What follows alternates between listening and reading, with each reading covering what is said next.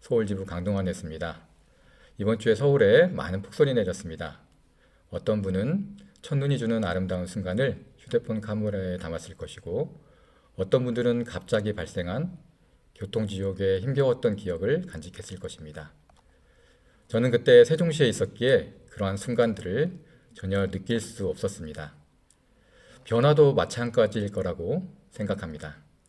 변화의 물결에 함께 하느냐, 못하느냐에 따라 변화의 결과가 내 것이 되기도 하고 내 것이 아니기도 하게 됩니다. 우리는 요즘 변화와 혁신을 위해 열심히 달려가고 있습니다. 이 과정에서 어떤 노력과 실천을 통해 나를 발전시켜 나가느냐가 가장 중요할 것입니다. 하지만 변화라는 것도 좋은 것이기 때문에 항상 시련과 역경이 함께 따른다는 사실도 명심해야 합니다. 상제님께서도 복보다 화가 먼저 이르니 화를 잘 받아 견디어야 복이 따른다고 말씀하셨습니다. 이와 관련해서 최근에 겪었던 일들을 소개해 보려고 합니다. 올해 들어 저에게는 많은 일들이 있었고 최근에도 그렇습니다. 진행하는 일들이 매끄럽게 되지 못해 조급한 마음을 가진 적도 있었고, 본연의 업무에 집중하기에도 바쁜데 일과 직접 상관없는 문제들이 발생해서 에너지를 낭비하는 경우가 계속해서 생겼습니다. 과거 방송에서 말씀드린 것처럼 우리 직원 한 명에 대한 갑질 문제가 국회에 제보가 돼서 국장님과 한 달 이상 이리 뛰고 저리 뛰면서 10월에 국정감사에서 그 문제가 터지는 것을 겨우 막아냈습니다. 그래서 이제는 힘든 고비가 지나갔구나 하고 안심을 하고 있었습니다. 그리고 12월에 예산국회가 시작됐습니다. 새로운 사업에 대한 예산 증액을 위해 신경 써야 하는데 기존에 하고 있던 사업 예산을 감액해야 한다는 질의가 국회에서 잔뜩 나왔습니다. 그 사업은 부산국제영화제 기간에 넷플릭스, 디즈니 플러스, 티빙 등 전 세계 OTT 사업자들이 우리나라에 함께 모여 시상식과 투자 설명회도 하는 사업으로 2년 동안 아주 좋은 성과를 냈는데 다른 부처와 중복 문제가 불거진 것입니다. 그런데 타 부처 사업과 우리 사업은 명백하게 차별성이 있음에도 사실과 다르게 중복성을 지적한 것이기에 처음에는 충분히 방어가 가능하고 문제가 없을 것이라고 생각을 했었습니다.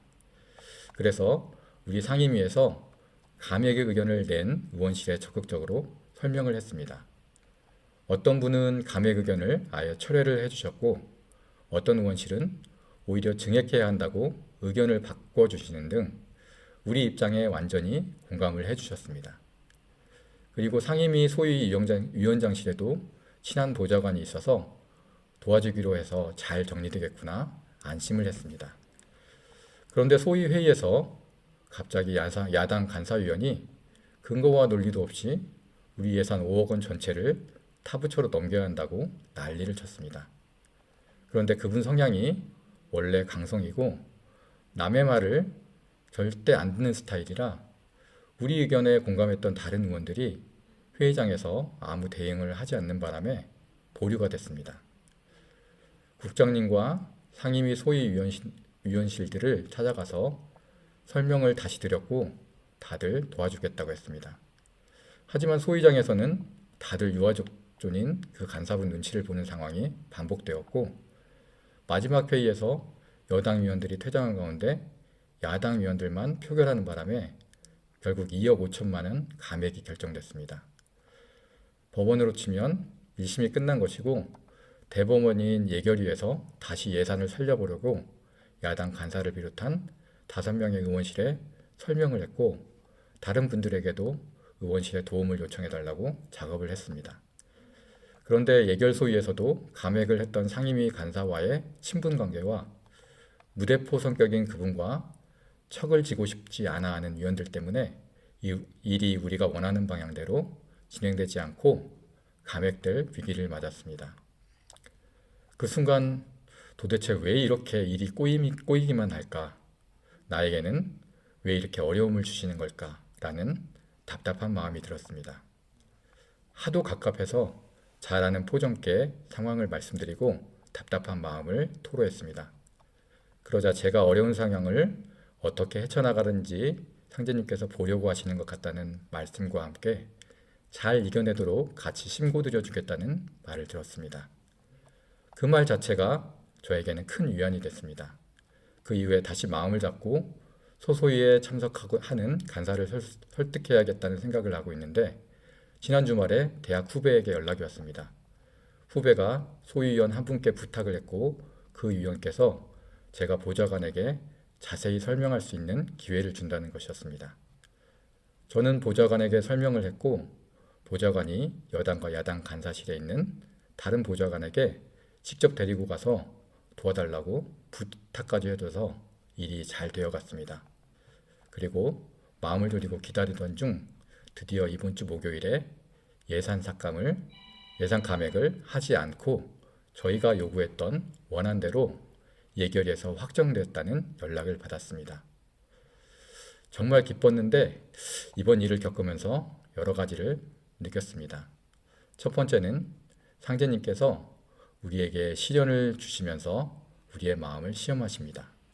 하지만 우리가 상제님을 믿는 마음을 놓지 않고 정성을 다한다면 해결도 해주신다는 것입니다.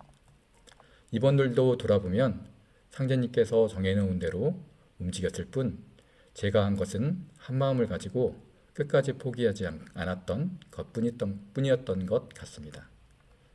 또 하나는 우리가 가야 할 길을 다시 한번 일깨워 주셨습니다.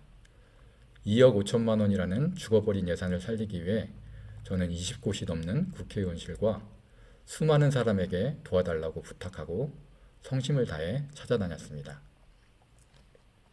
우리는 세상을 구하고 사람을 살리는 일을 하려고 합니다. 그 길을 가기 위해 우리는 어떤 마음을 가져야 할까요? 예전에 방송했던 드라마 중에 낭만닥터 김사부라는 드라마에 좋은 대사가 있어 소개해 보겠습니다. 명예만 쫓는 도원장이 최고의 실력을 가졌지만 시골병원에 있는 김사부에게 왜 이렇게 사냐고 묻습니다. 그러자 애타게 병원 찾아다니다가 길 위에서 죽는 환자들을 살리기 위해서라고 대답합니다. 그러자 도원장은 그런 뜻 갖는다고 세상이 바뀌지 않는다고 충고합니다. 그러자 김사부가 다시 대답합니다. 세상 바꿔보겠다고 이렇게 하는 거 아니라고. 우리 모두 상제님께서 남겨주신 성업을 마음에 새기고 우리가 세상 사람을 살리는 마지막 마지노선이라는 생각으로 오늘 하루도 최선을 다하면 좋겠습니다. 정성을 다해 오늘도 기술 보시겠습니다. 감사합니다.